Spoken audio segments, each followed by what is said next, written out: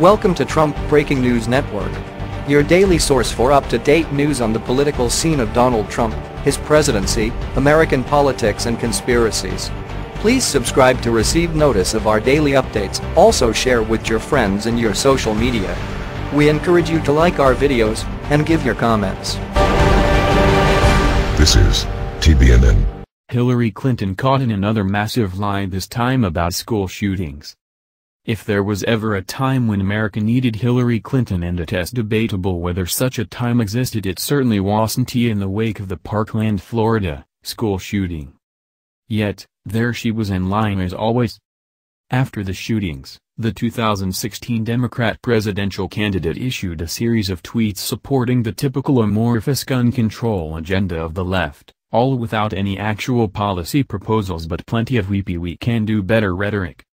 One tweet, however, was particularly outrageous, mostly because it was pretty much an outright lie.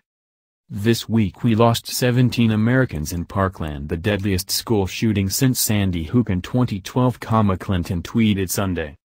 Since then, 438 people have been shot and 138 killed in over 230 school shootings.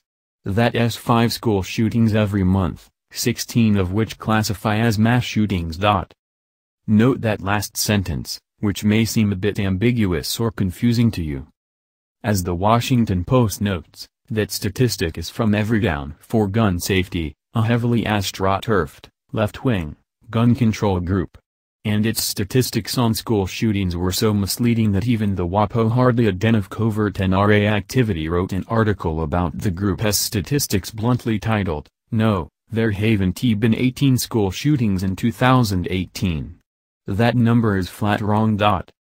The figure originated with Everytown for Gun Safety, a non-profit group, co-founded by Michael Bloomberg, that works to prevent gun violence and is most famous for its running tally of school shootings, the newspaper reported.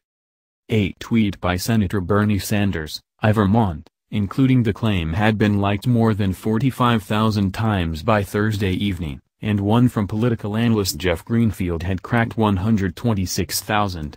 New York City Mayor Bill de Blasio tweeted it, too, as did performers Cher and Alexander William and actors Misha Collins and Albert Brooks. News organizations including MSNBC, ABC News, NBC News, CBS News, Time, MSN, the BBC, the New York Daily News and HuffPost also used the number in their coverage. However, as the Washington Post noted, Everytown has long inflated its total by including incidents of gunfire that are not really school shootings. Take, for example, what it counted as the year's first. On the afternoon of January 3, a 31-year-old man who had parked outside a Michigan elementary school called police to say he was armed and suicidal. Several hours later, he killed himself. The school, however, had been closed for 7 months. There were no teachers. There were no students. Also listed on the organization's site is an incident from January 20, when at 1 a.m. a man was shot at a sorority event on the campus of Wake Forest University. A week later, as a basketball game was being played at a Michigan high school, someone fired several rounds from a gun in the parking lot. No one was injured, and it was past 8 p.m., well after classes had ended for the day, but Everytown still labeled it a school shooting. Everytown's definition of a school shooting: anytime a firearm discharges a live round inside a school building or on a school campus or grounds, is obviously deceptive. And Hillary Clinton obviously knows that. According to USA Today, the actual number of fatal school shooting incidents since Columbine in 1999 is 25, certainly no small number, but nowhere near 230 school shootings since 2012.